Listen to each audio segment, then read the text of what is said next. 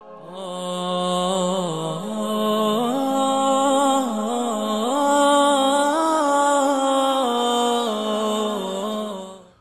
باللہ من الشیطان اللعین الرجیم بسم اللہ الرحمن الرحیم الحمد للہ رب العالمین والعاقبۃ للمتقین والصلاة والسلام علی سید الانبیاء والمرسلین وعلی آلہ الطیبین الطاہرین المعصومین المظلومین الذین اذھب اللہ عنہم الرجس وطہرہم تطہیرا ولعنۃ اللہ علی اعدائہم اجمعین ملعونین من یوم عداوتہم الی یوم الدین اما بعد فقد قال النبی صلی اللہ علیہ وآلہ وسلم یا علی انت منی بمنزلۃ ہارون من موسیٰ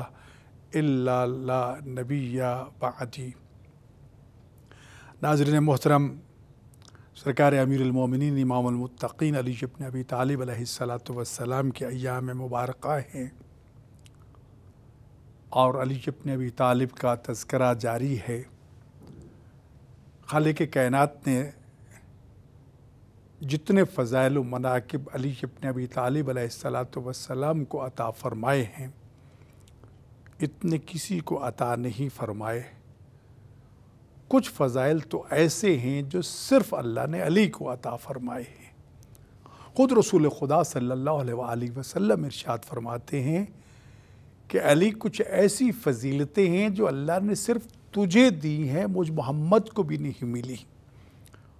مجھ محمد جیسا سسر تمہیں اللہ نے عطا کیا ہے، خود محمد کو ایسا سسر نہیں ملا۔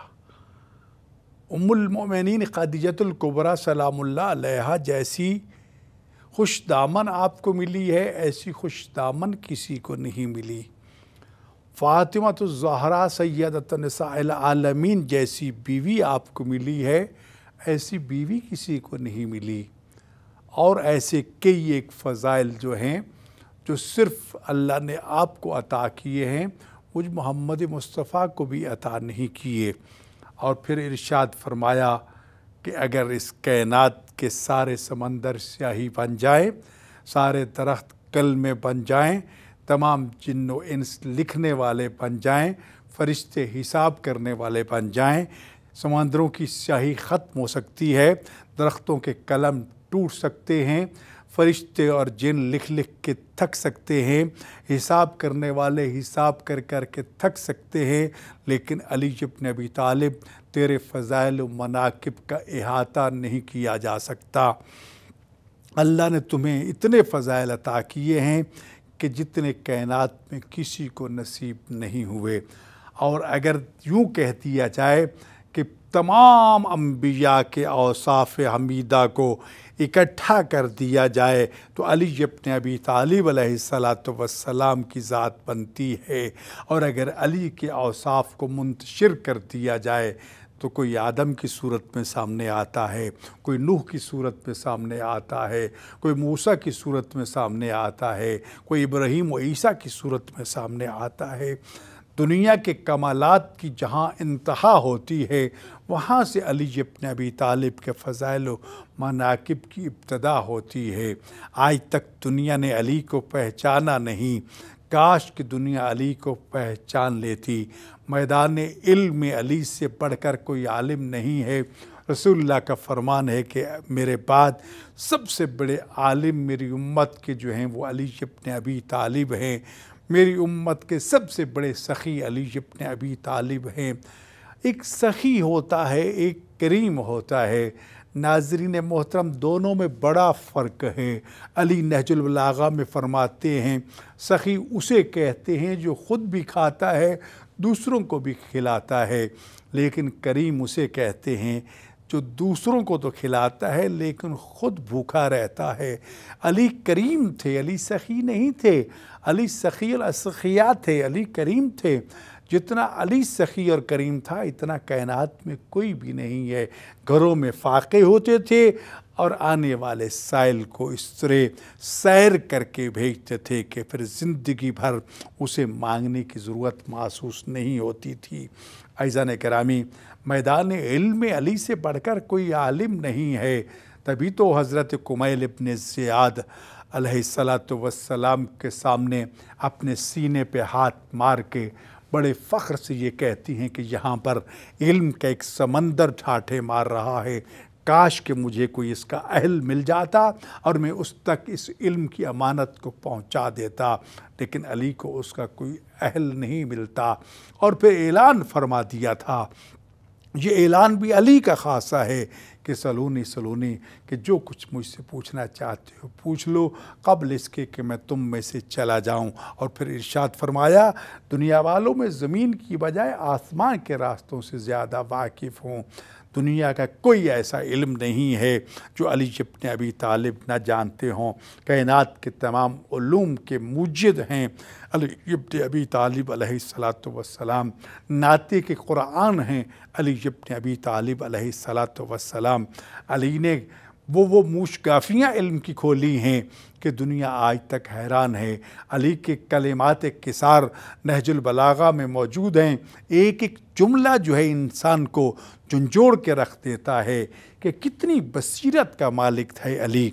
آج کی اس ماڈرن دنیا میں جب کہ دنیا اتنی ترقی کر چکی ہے، اقوام متحدہ کے ریسرچرز نے، تحقیق کرنے والے محققین نے نہج البلاغہ پہ تحقیق کرنے کے بعد یہ نتیجہ دیا ہے کہ دنیا والوں، اگر تم چاہتے ہو کہ یہ دنیا امن و سلامتی کا گہوارہ بنے تو آؤ علی ابن ابی طالب کی تعلیمات کو مشعل راہ بنا لو۔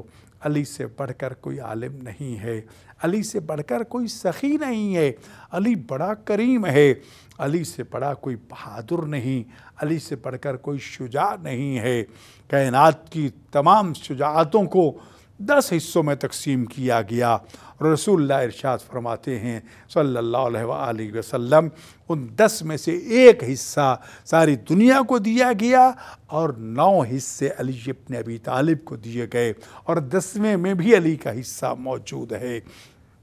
علی ابن ابی طالب علیہ السلام پیکر عدل تھے۔ ایک عادل ہوتا ہے، ایک عدل ہوتا ہے۔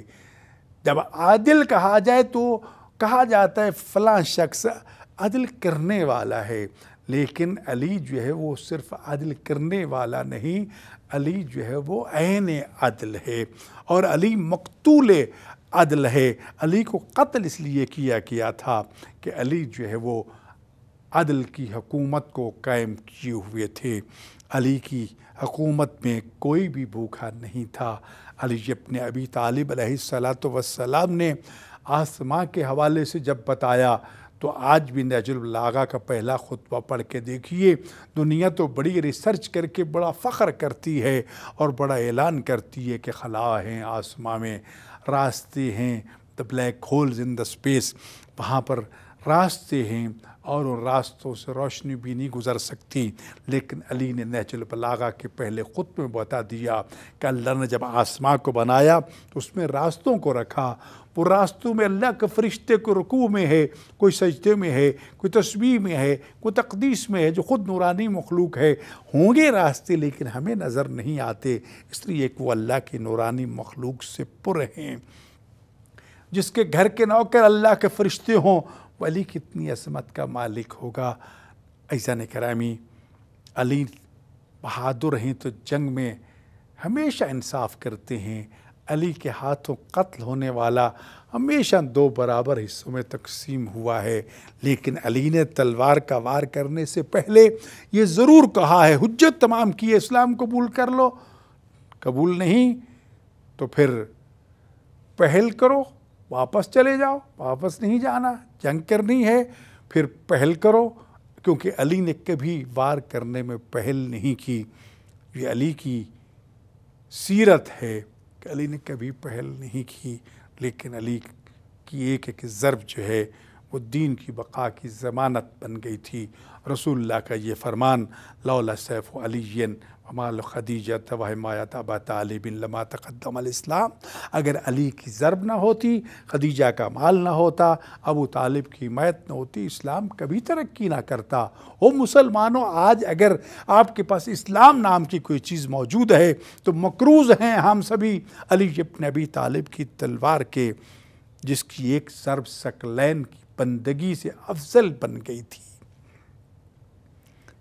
جس کی تلوار اللہ نے جنت سے بھیجی تھی، جس کی تلوار نہ ہوتی تو دین آج ہم تک نہ پہنچتا۔ اور پھر علی ابن ابی طالب کا نظام عدل جو ہے وہ کائنات میں اس کی مثال نہیں ملتی۔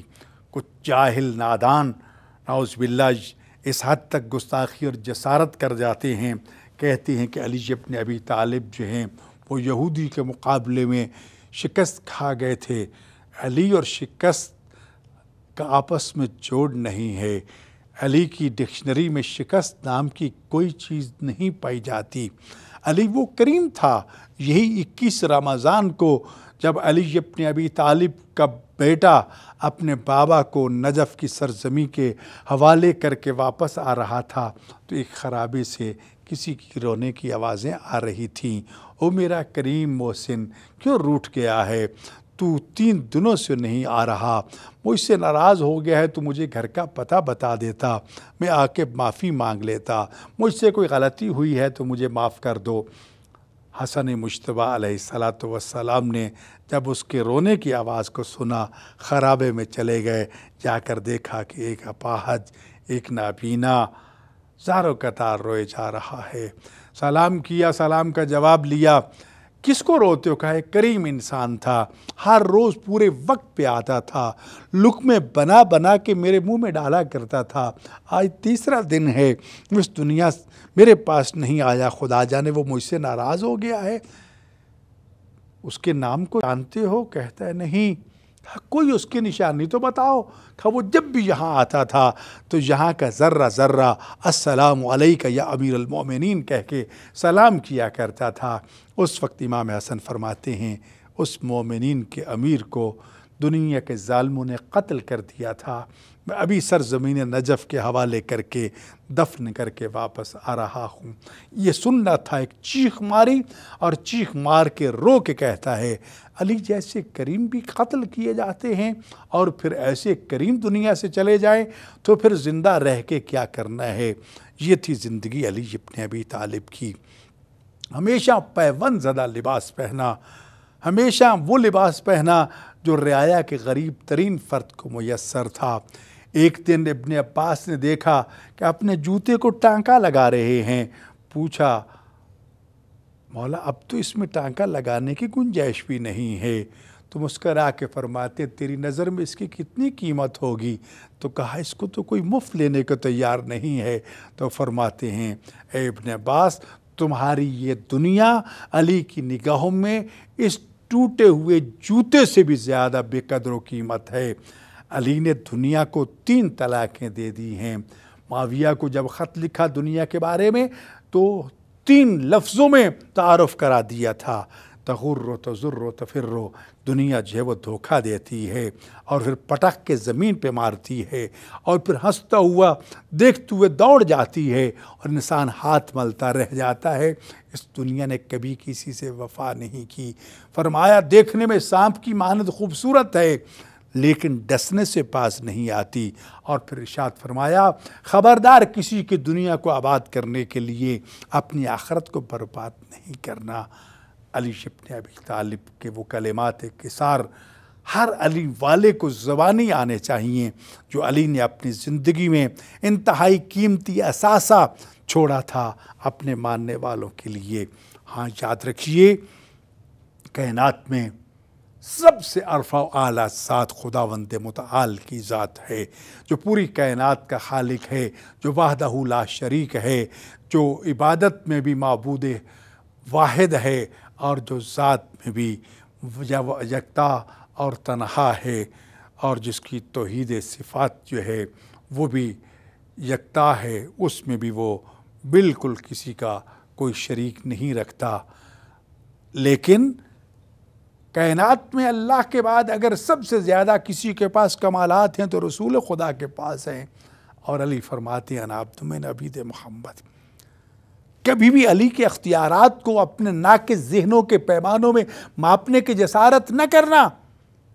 خدا نے کتنے علی کو فضائل و مناقب عطا کی ہیں تم سوچ نہیں سکتے، لیکن یاد رکھیے علی عبد خدا ہے، ولی خدا ہے، خلیفہ خدا ہے۔ مسجد کوفہ کے محراب میں بیٹھ کر جو رو رو کے ان الفاظ میں دعائیں کرتا تھا، مولا یا مولا یا انت القوی و انا الضعیف، اے میرے مالک، اے میرے سردار، تو طاقتور ہے میں کمزور ہوں، اے مالک تو غنی ہے میں فقیر ہوں، اے مالک تو رزق دینے والا ہے میں رزق لینے والا ہوں۔ علی کی وہ مناجات پڑھا کرو، سمجھا کرو، کبھی بھی علی اور اللہ کا مقابلہ نہ کیا کرو، اس سازش کا ڈٹ کے مقابلہ کرو۔ اس وقت یہ سازش پھیلائی جا رہی ہے نعوذ باللہ من ذالک، علی کو اللہ سے بڑھایا جا رہا ہے، رسول اللہ سے بڑھایا جا رہا ہے۔ نہیں، یقیناً خدا اور رسول کے بعد کائنات میں سب سے افضل و برتر ذات علی ابن ابی طالب علیہ السلام کی ہے۔ وہ مشکل کشائے انبیاء ہے، اس میں کوئی شک نہیں ہے، تمام انبیاء کی اس نے مدد کی ہے، اس نے معجزات دکھائے ہیں تو کوئی بڑی بات نہیں ہے، لیکن یاد رکھیے ہر معجزہ دکھانے کے بعد علی نے سجدہ ضرور کیا ہے۔ کسی مردے کو زندہ کیا تو سجدہ کیا، ڈوبتے سورج کو لوٹایا تو سجدہ کیا۔ کیوں؟ تاکہ کسی کے ذہن میں یہ بات نہ آ جائے جو ڈوبتے سورج کو لوٹاتا ہے وہ خدا ہے، جو مردے کو زندہ کرتا ہے وہ خدا ہے۔ سجدہ کر کے بتاتے تھے کہ خدا اور معبود وہ ہے کہ جس کے سامنے علی ابن ابی طالب بھی سجدہ کرتے ہوئے نظر آتے ہیں۔ علی والوں کو چاہیے علی کی تعلیمات کو مشعل راہ بنائیں۔ علی سارا دن روزی کے ساتھ ہیں، نانے جمی کھانے والا علی ابن ابی طالب ساری رات اللہ کی عبادت کرتا ہے۔ ابی درداء کی روایت موجود ہے کہ ایک رات میں نے کسی کے گڑ گڑا کے درد بھری آواز کے ساتھ روتے ہوئے کسی کو سنا، اپنے بستر پہ چین سے نہ سو سکا، اٹھ کھڑا ہوا، دوڑتا ہوا اس آواز کی طرف پہنچا، آواز آہستہ آہستہ آنا بند ہو گئی۔ جب اس سمت پہ پہنچا تو کیا دیکھتا ہوں، مصلی عبادت پہ علی ابن ابی طالب حالت بے ہوشی میں ہیں۔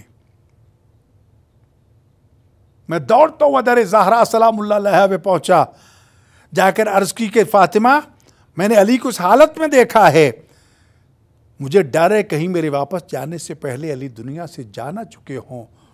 اس وقت فرماتی ہیں تو نے آج علی کو پہلی مرتبہ خوف خدا سے بے ہوش ہوتے دیکھا ہے۔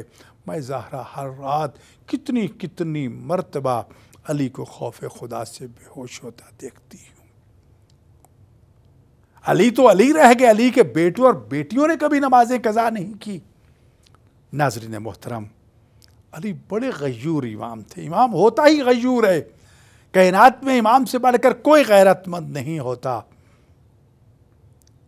علی کی بیٹیاں مدینہ سے 3 دفعہ باہر آئیں، لیکن یاد رکھیے جب بھی علی اپنی بیٹیوں کو ان کے نانا کی قبر پہ لے جاتے نا تو کہا کرتے بیٹو چاند کی راتیں تاریک ہونے دو، جب اندھیرا چھا جائے گا نا تو پھر میں تمہیں آپ کے نانا کی قبر پہ لے جاؤں گا۔ کہ راوی کہتا ہے کہ میں ایک لمبے عرصے تک علی کا پڑوسی رہا ہوں، میں نے کبھی بھی بطول کی بیٹیوں کی آواز نہیں سنی۔ جب بھی بطول زادیاں یہ کہتی نا کہ ہمیں اپنے نانا کی قبر پہ لے چلو تو علی یہی کہا کرتے تھے جب چاند کی راتیں تاریک ہو جائیں گی نا تو بیٹا میں تمہیں لے جاؤں گا۔ اور جب رات تاریک ہو جاتی،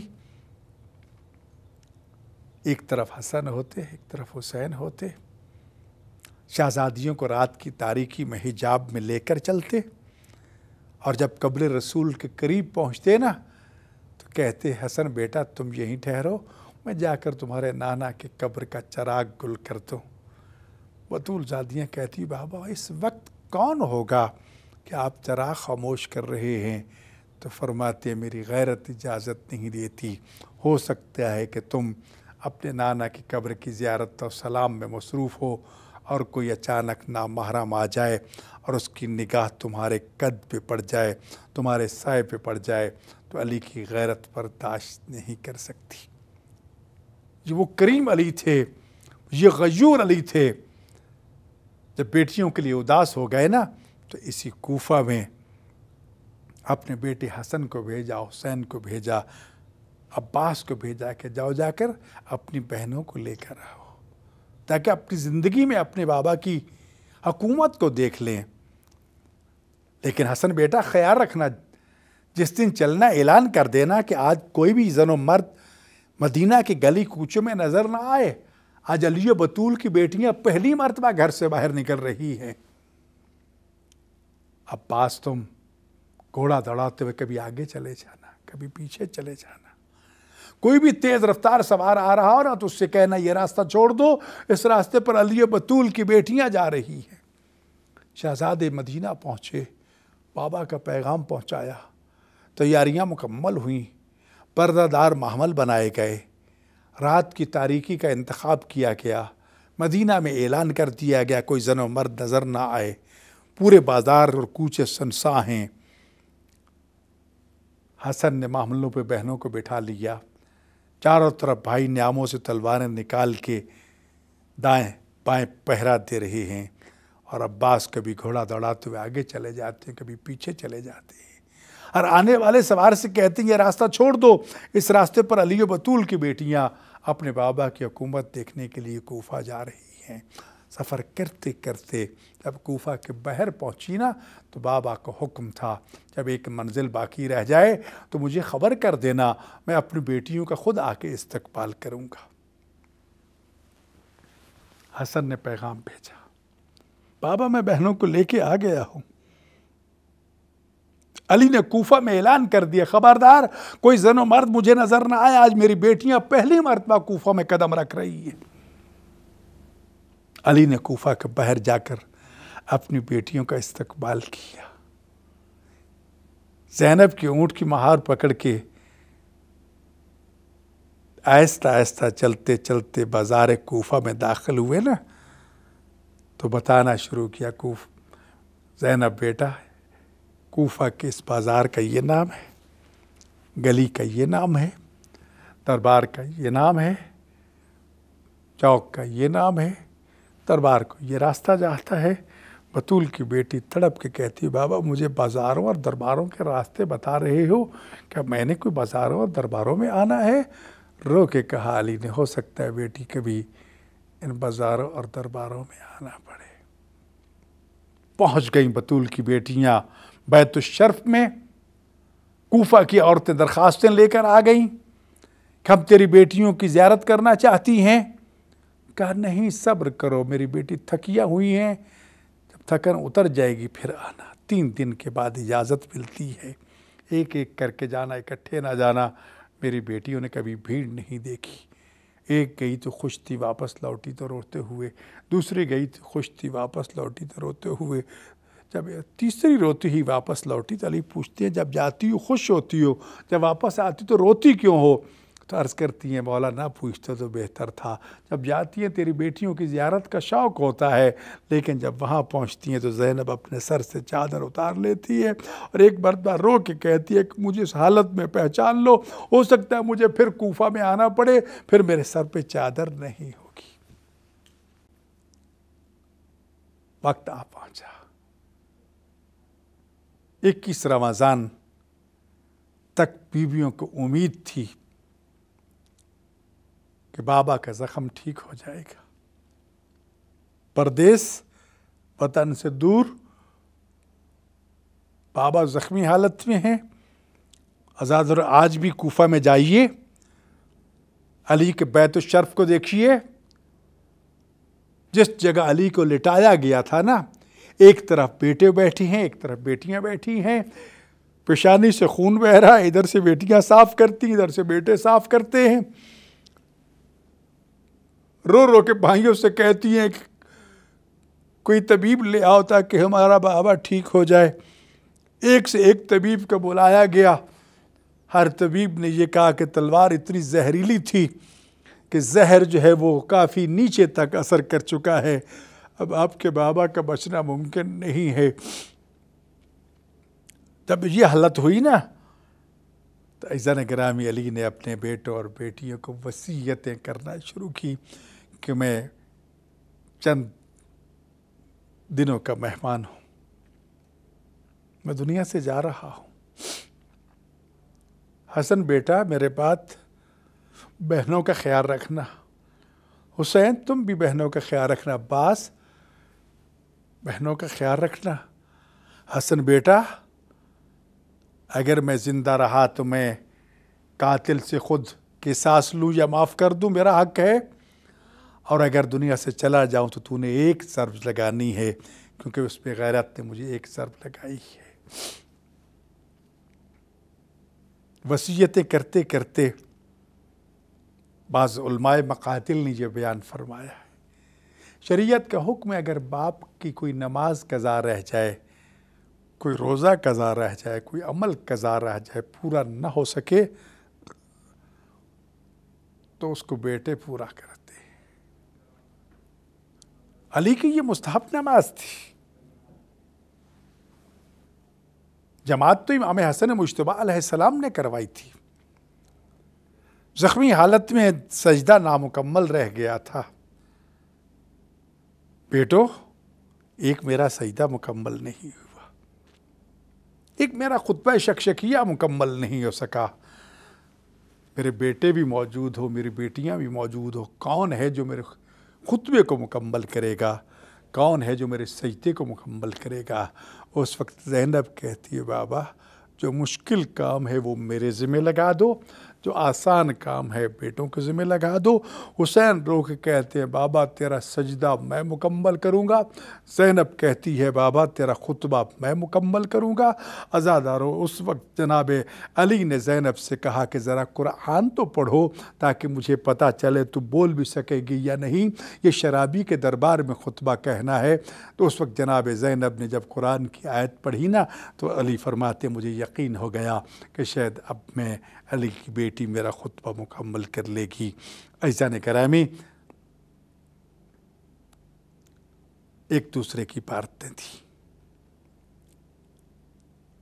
حسن کو حسین کے حوالے کیا، زینب کو حسین کے حوالے کیا، حسین کو زینب کے حوالے کیا. عرض کی کہ بابا بہنوں کی پارت بھائیوں کو کی جاتی ہے اور آپ مجھے حسین میرے حوالے کر رہے ہیں. جب ایک دوسرے کی پارتیں دے چکے نا تو اس وقت زینب کہتی ہے بابا مجھے کس کے حوالے کر کے جا رہے ہو؟ تو فرمایا لاؤ میرے 2 سال کے سجاد کو. 2 سال کے سجاد کو بلا کے اپنے سینے پہ لٹا کے زینب کا ہاتھ پکڑ کے سجاد کے ہاتھ میں دے کے کہا بیٹا زینب تم جانو اور سجاد جانے. عزادارو سجدہ حسین نے مکمل کیا، اس طرح مکمل کیا جس طرح مکمل کرنے کا حق تھا.